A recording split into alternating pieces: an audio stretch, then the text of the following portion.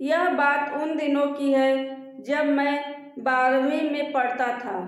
उस समय मेरे शरीर को देखकर गांव की लड़कियों में मेरे नाम की बड़ी चर्चा हुआ करता था। कई लड़कियां तो मुझसे दोस्ती भी करना चाहती थी, लेकिन शर्मीला होने के कारण मैं थोड़ा हिचकता था। तब मैं 12वीं की परीक्षा देने अपनी दीदी विनीता के ससुराल गया था। उनकी ससुराल पटना के एक छोटे शहर में थी। दीदी की ननद का नाम समीरा था। वह 26 साल की उम्र वाली बड़ी ही सुंदर लड़की थी। उन दिनों वह पटना की सबसे सुंदर लड़कियों में से उनकी गिनती होती थी। समीरा का फिगर इतना मस्त था, वह जहाँ भी जाती सब उसी को देखते रहते हैं। मैं स्टेशन पर खड़ा था।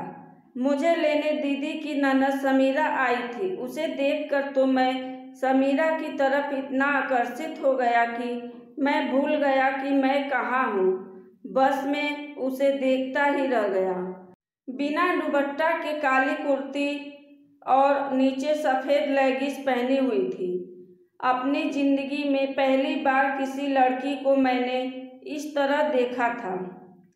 वह गजब की खूबसूरत लग रही थी।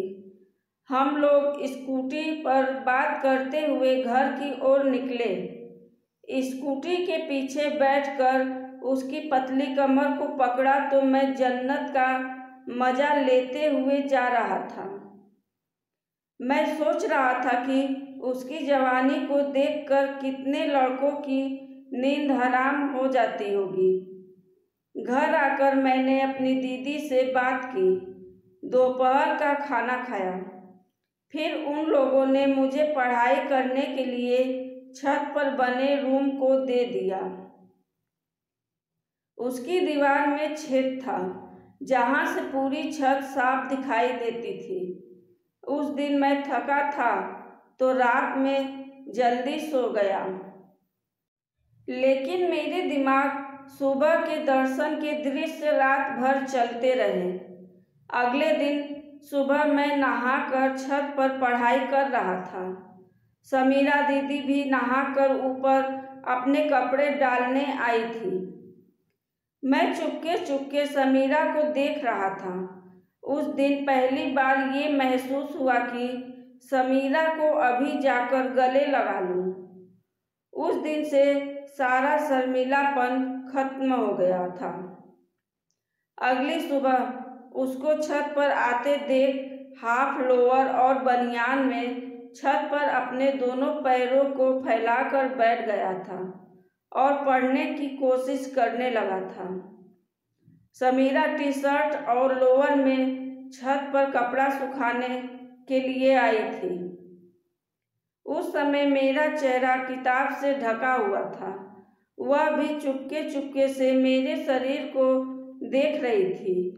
ऐसा मुझे महसूस हो रहा था वह बिना कुछ बोले सीरियस मूड में नीचे चली गई।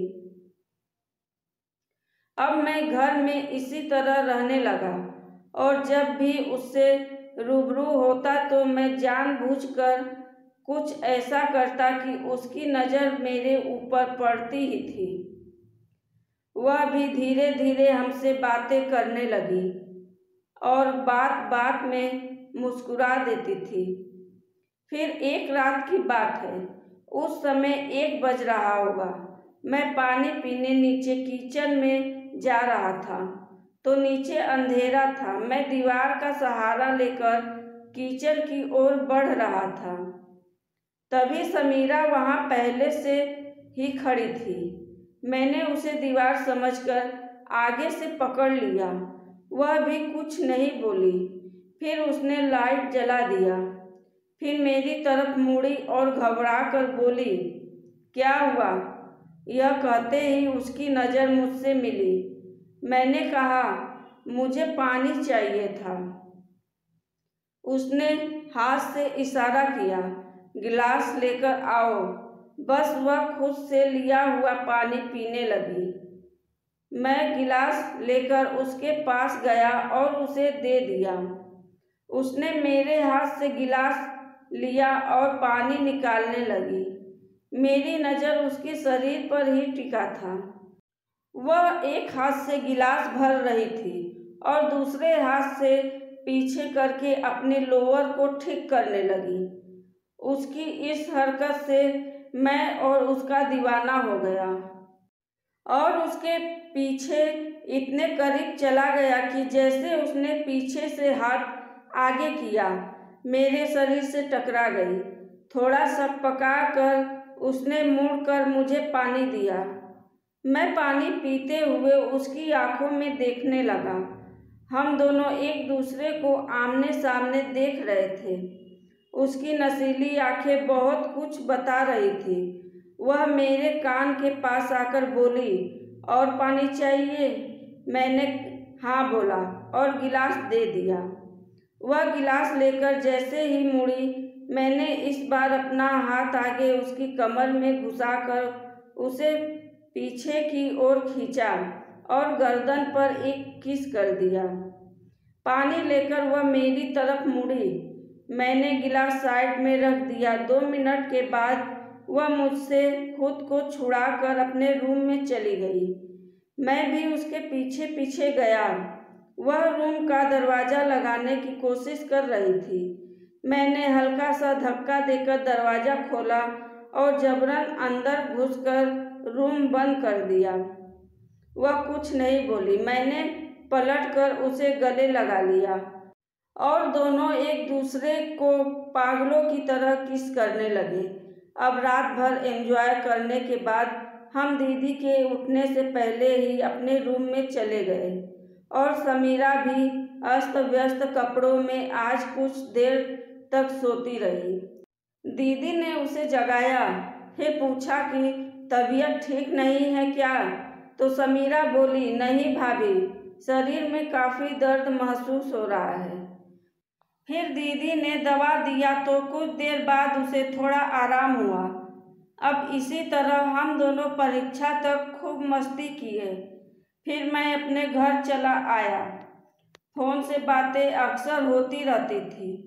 कुछ दिन बाद समीरा ने बताया कि हमारी शादी लग गई है। समीर, तुम आओगे ना? समीर बोला, मैं ज़रूर आऊँगा। जिस दिन बारात आने वाली थी, मैं भी उसी दिन पहुँच गया। शाम हो गई थी। बारात आने का समय हो गया था। अब काफ़ी देर हो गई पर बारात नहीं आई। सब लोग घबराने लगे कि बारात क्यों नहीं आई। तभी किसी ने आकर कहा कि दूल्हे की गाड़ी का एक्सीडेंट हो गया है और दूल्हे की हालत सीरियस है। अब शादी वाले घर में उदासी का माहौल छा गया। तब तक किसी ने आकर सूचना दी कि दूल्हा नहीं रहा। अब समीरा अपनी भाभी से बोली, आप मेरी शादी समीर से इसी मंडप में करा दीजिए। उसकी भाभी तैयार नहीं हो रही थी कि भाई मेरा छोटा है। तभी समीर बोला, दीदी, मैं समीरा से शादी के लिए तैयार हूँ, अगर आप सभी बड़े लोगों का आशीर्वाद हो तो। अब दोनों परिवार के लोगों ने मिलकर समीर और समीरा की इसी मंडप में शादी करवा देते हैं। अब दोनों के शादी को 5 साल बीत चुके थे। समीरा 2 बच्चों की माँ बन चुकी थी। तब यह बात समीरा अपनी भाभी को बताई कि हम दोनों शादी से पहले ही मिल चुके थे। तब उसकी भाभी बोली, तुम दोनों तो बड़े छुपे रुस्तम निकले। फिर भाभी बोली, अगर वहाँ शादी हो जाती तब क्या? कोई नहीं जानता कि क्या हुआ है। फिर दोनों हंसने लगती हैं। धन्यवाद।